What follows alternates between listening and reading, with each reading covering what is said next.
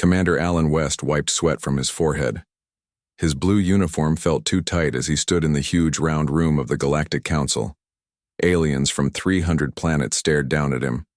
Some giggled, others pointed. None of them showed. "Respect, silence," shouted High Counselor Exercath. The alien had blue skin and 6 long arms. "The human asks to join our galactic defense fleet. He says Earth built a ship that uses something called 7th-Dimensional principles." The room filled with loud laughter. Someone threw a small fruit that splashed near Alan's feet. Alan did not move. He did not show anger. Behind him floated a 3D picture of Earth's new ship, the Defiance. The ship looked simple and small. Its outside was made of basic metals. Its engine seemed old-fashioned, nothing special. "Commander West," said Lilith, a female alien with golden eyes, "your people only figured out how to travel faster than light 70 years ago. Even the dumbest aliens in our group, the Praxians, learned 5th-dimensional tech 2,000 years ago. How can you possibly have jumped ahead of us all?" Alan gave a small smile. "I understand why you doubt us. Earth is new to space travel. But sometimes being new helps us see things differently. We don't get stuck in old ways of thinking." A crystal creature that looked like a walking diamond laughed loudly from across the room. "Different thinking?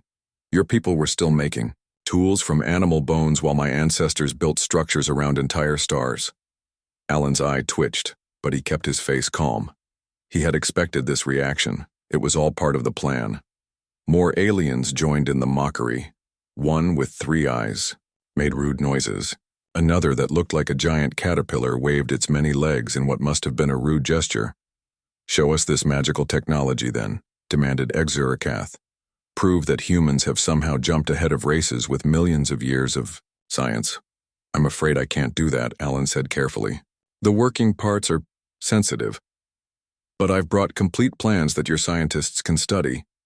This caused even more laughter. A small red alien fell off its floating chair from laughing so hard. "He won't show us because there's nothing to show," shouted someone. Alan handed over a data cube containing the ship's plans. The cube glowed blue as it floated to Exurcath's many hands. "We will review these. Interesting ideas," said the High Counselor with a smirk. "But do not expect to be taken seriously, human. The council meeting is over. Earth's request to join us is denied until further notice." The giant doors of the chamber slid open. Alan walked out with his head held high despite the laughter that followed him. His assistant, Jack Perry, waited in the hallway. "That bad, huh?" Jack said, seeing Alan's face. "Exactly as bad as we expected," Alan replied as they walked toward their small ship. "Did they scan the Defiance while I was in there?" Jack nodded. 3 different times. Their sensors only saw what we wanted them to see. The 2 men reached a viewing window. Far in the distance, Earth's ship Defiance sat docked at the edge of the massive space station. It looked ordinary and dull compared to the elegant alien vessels around it. "They're sending the data cube to their science team now," Jack said, checking his wrist device. "How long before they figure out something's missing?" Alan smiled. "They won't. The plans look complete. All the math checks out. The diagrams all make sense. It's a perfectly good ship design. Just not the real one," Jack finished. "Exactly," Alan said. "They're looking for complexity, big machines, fancy materials. They'll never guess our breakthrough came from simplicity, from seeing between the spaces of normal reality." The 2 men boarded their shuttle and prepared to return to the Defiance.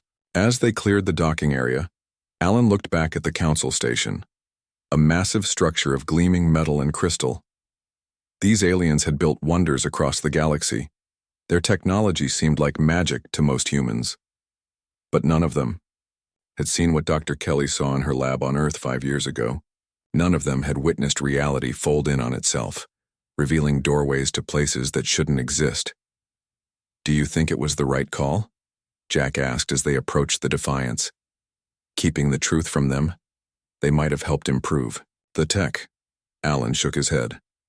Admiral White was clear. "The fewer who know, the better. At least until we understand what we're dealing with. The sensor readings from the edge of our solar system are getting stronger. Something's coming, Jack. Something that doesn't belong in our universe." Jack's face turned serious. And you think our ship can stop it? Alan looked at the Defiance as they prepared to dock. From the outside, it looked like any other human vessel, but hidden within its walls between its normal systems lay something impossible. I don't know, Alan said honestly. But soon, the aliens won't be laughing anymore. Inside the Council Science Lab, a young alien researcher was already filing away Earth ship designs under primitive curiosities. No one would look at them again for months. By then, everything would change. 6 months later, no one was laughing anymore. Lieutenant Susan Miller sat at her station on the Defiance. The ship was now guarding the edge of Earth's solar system. Susan was bored. She twirled her blonde hair and sipped coffee while watching the communication screens. Suddenly, her screen lit up with an emergency message. "All Council vessels," shouted a panicked voice. "This is Research Station Epsilon 9. We are under attack. Unknown enemies have broken through our shields like they weren't even there. They're using some kind of weapon that cuts through dimensions. Our best defenses are useless. We need help immediately." The message cut off. Only static remained. Susan jumped up. "Commander West, emergency transmission from Epsilon 9. Alan rushed to her station. He played back the message, his face growing darker with each word it started. He said quietly, "Just like the readings predicted." Within just 1 day, more emergency calls came in from all over the galaxy. Planets that had been safe for thousands of years were suddenly under attack. The unknown enemy, which people started calling the Void, seemed to appear out of nowhere. Their ships moved through solid objects as if they weren't real. The best shields, which had protected planets for thousands of years, failed completely. "They're not traveling through normal space," explained Dr. Kelly, looking at sensor data. "They're slipping between the dimensions we can see and the ones we can't." The Galactic Council called an emergency meeting. This time, they didn't laugh at humans. Alan didn't travel there in person. Instead, he appeared as a 3D image from the Defiance. The council room was no longer full of proud aliens. Now they looked scared. 26 worlds have fallen in less than a week," said Admiral Klon, a tall green alien with a scarred face. "Our weapons go right through their ships like shooting at shadows. At this rate, they'll conquer the entire galaxy in 2 months. High Counselor Exarcath turned his 6 arms toward Alan's image. "Commander West, Earth is far away from the attacks. You might be safe for a while. We suggest your people hide underground and prepare for a long fight." Alan shook his head. "With respect, we have a better option.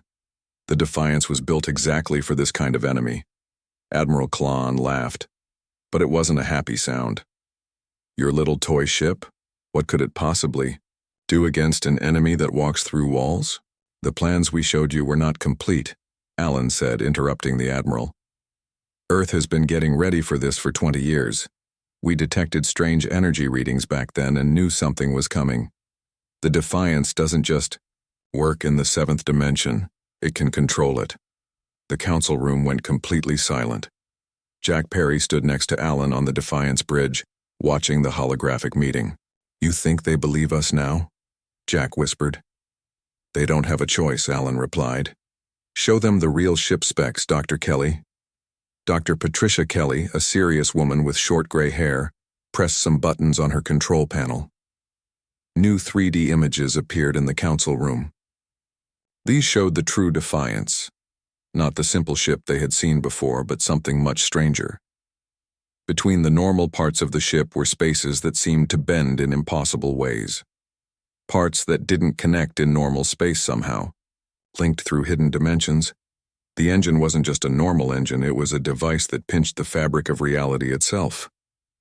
What is this?" asked Exarcath, all 6 of his eyes wide with shock. "This is what your scientists missed," Alan explained. "They were looking for big, complex machines, but our breakthrough was understanding that the universe has hidden spaces between the spaces we can see. The void creatures live in those hidden dimensions, and now, so can we." "Impossible," whispered Admiral Klon. "No species as young as humans could discover this." Dr. Kelly stepped forward. "We discovered it by accident. 20 years ago, I was running a simple quantum experiment when something broke through. Just for a second. It left behind energy patterns we'd never seen before. We've been studying them ever since. On the main screen, images showed void ships attacking another planet. The black, shifting shapes didn't look like normal ships. They weren't solid. They changed shape as they moved, like living shadows. Our sensors show they're gathering for a major attack on the Arcturus system, reported Susan Miller.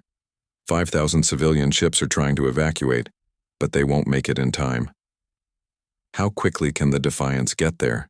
Asked Exarcath, desperation in his voice. Alan checked with his navigation officer, a young man named Henry Clark. 10 hours at maximum speed, Henry replied. Alan nodded. The Defiance will engage the enemy at Arcturus. We'll show you what our ship can really do. This is madness, said Admiral Klon. One ship against a fleet? Even if your technology works, you'll be destroyed. Maybe, Alan agreed. But we have to try, and we have one advantage. They don't know we can see them. They don't know we can touch them. As the meeting ended, the Council sent out a galaxy-wide message. All ships retreat from Arcturus. Earth vessel Defiance will engage. Jack looked at Alan as the hologram turned off. Well, they're not laughing anymore. No, said Alan, looking at the stars through the ship's window. Now comes the hard part. Now we have to prove we weren't bluffing. The Defiance raced through space toward the Arcturus system. A crowd of black shadow ships surrounded a planet there.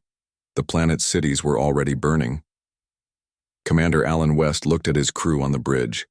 50 men and women sat at their stations, the best scientists, engineers, and soldiers Earth had to offer. Some looked scared. Others looked determined. All knew they might not come back. Listen up, everyone, Alan said, standing tall. What we're about to do has never been tried in real battle. We've only tested this in labs on Earth. But those people down on that planet need us. The whole galaxy needs us. He pointed to a large screen showing the void ships. Those things think nothing can touch them. They think they're ghosts that can walk through walls. Today we prove them wrong. The crew nodded. Some smiled nervously. Dr. Kelly, how are our systems? Alan asked. Dr. Patricia Kelly, a small woman, with the biggest brain on the ship, looked up from her glowing control panel. The dimension folders are at full power. The quantum locks are all green. The core is ready, Commander. Susan Miller spoke next from her communication station. Earth says go ahead. The Galactic Council has moved all their ships away from this area. Thank you, Alan said, sitting in his command chair. Everyone, secure yourselves. Start the activation. Jack. Perry, the engineering officer, pushed a big red button. All around the ship, hidden systems came to life. Wall panels that had seemed like normal metal suddenly lit up with strange moving patterns. The whole ship began to shake. A low humming sound filled everyone's ears. Some crew members felt like their teeth were vibrating. My skin feels funny, whispered Henry Clark at navigation. That's normal, Dr. Kelly said, watching her screens closely. We're starting to touch the edge of the 7th dimension. Going to full activation in 3, 2, 1. She pressed a final button. Outside the ship, something impossible happened. To anyone watching from another ship, the Defiance seemed to fold in on itself like paper. It twisted in ways that hurt the eyes to watch. The ship didn't disappear. Instead, it seemed to grow larger and smaller at the same time. It was still there in normal space, but also somewhere else. Inside the ship, the crew saw the universe change. The normal stars and planets on their screens were now surrounded by strange colors and shapes.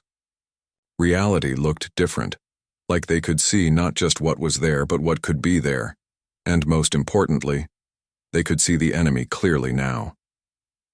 The void ships appeared as dark, twisting holes in this new view of space. Where before, sensors couldn't track them, now they showed up as black shapes with tentacles of darkness reaching out. I can see them, Dr. Kelly said softly, her eyes wide with wonder. Alan smiled grimly. And now they can see us too. Officer Gordon, target. The nearest enemy ship and fire when ready. Kyle Gordon, the weapons officer, had been playing video games since he was 5 years old. His hands were rock steady as he aimed at the nearest black shape. Target locked. firing dimensional missiles now. The missiles didn't fly through normal space. Instead, they shot through the hidden dimensions where the void creatures lived. For the first time since they started attacking, the void ships couldn't just slip away. The missiles followed them through their own secret paths. A bright flash lit up the strange dimensional landscape as the first missile hit its target. The void ship didn't explode like a normal ship. Instead, it seemed to collapse in on itself like a balloon suddenly losing air. "Direct hit!" shouted Gordon, pumping his fist. It worked. All around the bridge, crew members cheered. After months of watching helplessly as planets fell, they had finally struck back. But their celebration was short. Alarms began to sound throughout the ship. "They've spotted us," Susan reported, her voice tense. "All void ships are changing course. They're coming straight for us." On the main screen, dozens of black shapes turned and rushed toward the Defiance. No longer interested in the planet below, the enemy had found a new target, the only ship that could hurt them. "Steady," Alan ordered, gripping his chair arms. "This is what we wanted. Their attention is on us now, not the civilians. Gordon, keep firing. Miller, send word to any ships hiding in the system. Now's their chance to evacuate the planet."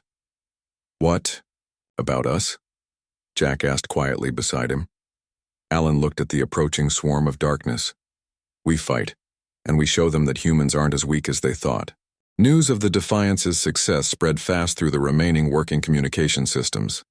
The ship that aliens had laughed at now stood as the only weapon that worked against the void. The battle at Arcturus lasted 12 hours. When it ended, 7 void ships were destroyed.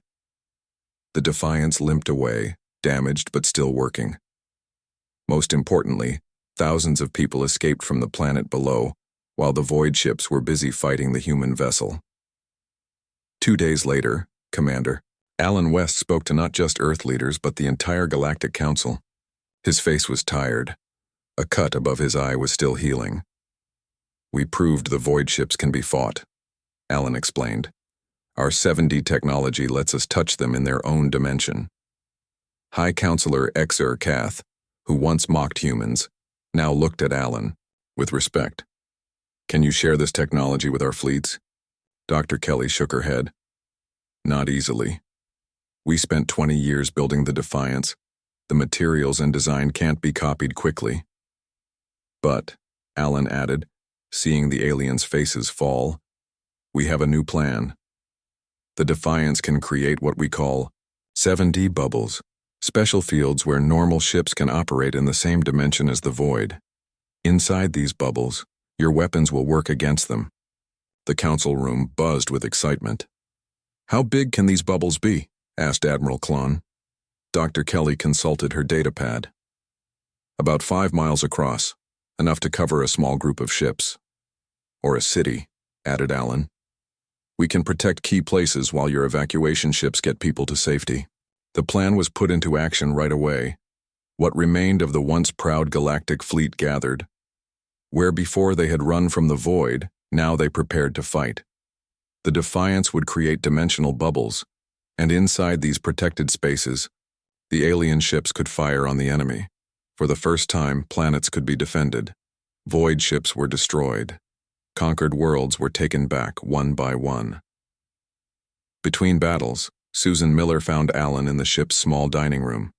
He sat alone, looking at a picture of Earth. "The council scientists are amazed," she said, sitting across from him with a cup of coffee. "They've been studying what we've shown them about our technology. They can't believe humans figured this out." Alan smiled slightly. "We had advantages they didn't expect. When people think you're stupid, they don't watch what you do. And sometimes, not knowing something is impossible lets you try new ideas." "They're calling you the galaxy's hero now," Susan said. "Quite a change from 6 months ago when they threw fruit at you." "We're not heroes," Alan replied, looking at a screen showing void forces regrouping near a distant star. "We're just the right tool at the right time." Susan's wrist device beeped. "Commander, we're getting a message from Admiral Klon. His fleet engaged 3 void ships near Proxima Centauri. They destroyed 2. Alan stood up quickly. "Without our help?"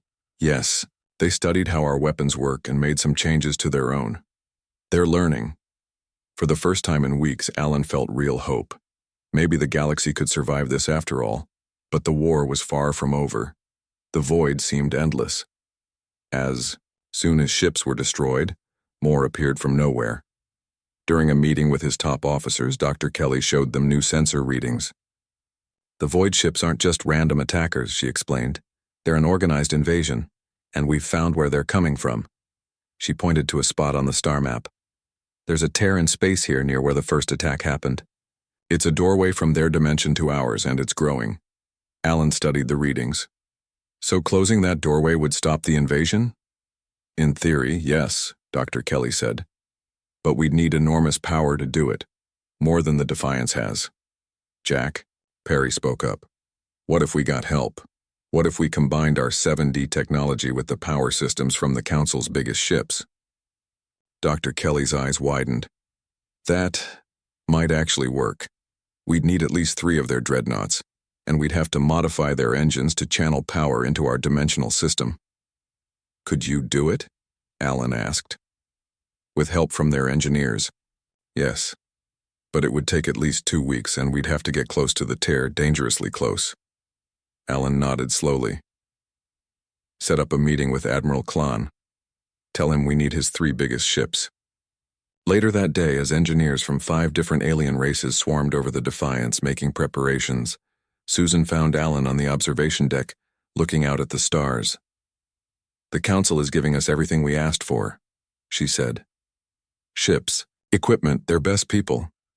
Amazing what almost being wiped out will do for cooperation, Alan replied. The aliens who thought humans were too stupid to join their club are now taking orders from our engineers. Susan laughed. Dr. Kelly was shouting at an 8-foot-tall Draxian engineer earlier. He just nodded and did exactly what she said. Alan turned to her, his face serious again. This plan might not work, Susan. And even if it does, the Defiance will be right at the center when that tear closes. The energy release could destroy us. Susan met his gaze steadily. Everyone on this ship knows the risks, Commander. We all volunteered. If closing that door means saving trillions of lives across the galaxy, that's a trade worth making. Alan nodded. Get some rest. Tomorrow we head for the tear, and we end this war one way or another. The final battle happened where it all began, near Research Station Epsilon 9. This was where the void first broke through into our universe. The Defiance, now connected to 3 huge alien warships, approached the tear in space. Through the ship's special viewers, the crew could see the tear clearly, a jagged black hole in reality itself, pulsing with strange energy. It's getting bigger, Dr. Kelly reported, her face pale. And our sensors detect something massive trying to come through, much bigger than any void ship we've seen before. Alan looked at the readings. We're not just fighting their soldiers. We're fighting an invasion force, and something huge is about to enter our universe. The plan was simple but dangerous. Use the Defiance's 7D technology, powered by the 3 alien ships, to close the tear forever. But the energy needed might destroy all their ships. As they got closer, alarms sounded throughout the Defiance. Void ships appeared from all directions, protecting their doorway. All Galactic Fleet vessels engage the void ships, Alan ordered. Keep them off us until we can close that tear. Around them, hundreds of alien ships, once enemies, now allies, formed a protective wall. For the first time, different species fought together against a common threat. On the Defiance, warning lights flashed red. Core stability at 30% and dropping, reported Jack Perry, sweat running down his face. We can't keep this up for more than 5 minutes. Through the dimensional viewers, the crew saw a massive shape beginning to push through the tear, something enormous with tentacles and eyes, and things that shouldn't exist in our universe. All power to the dimensional inverters, Alan ordered. We're not just closing their door, we're locking it forever. The Defiance shook violently. Parts of the ship began to bend and twist as it worked in multiple dimensions at once. Susan looked up from her station. Commander, the dimensional energy is building too fast. If we don't pull back now, we'll be caught in the collapse too. Alan met her eyes. Plot an escape course, but wait for my signal. He turned to Dr. Kelly. Status of the tear? It's starting to close, but too slowly. That thing is still coming through. Alan made his decision. Divert power from life support, put everything into the inverters. The ship groaned like it was in pain. Crew members held onto their stations as reality warped around them. On the screens, they watched the tear begin to collapse, pulling the giant creature back into its own dimension. The void ships nearby twisted and vanished. Now, Susan, get us out of here, Alan shouted. The Defiance turned and raced away as the tier collapsed completely, sending massive waves of energy across space. The ship rode the energy wave, systems failing but still moving. When it was over, the damaged Defiance drifted in normal space. Through cracked screens, the crew saw the galactic fleet approaching. Messages of thanks and celebration poured in from across the galaxy. Humans were no longer the laughingstock of the universe. They were its saviors. The end.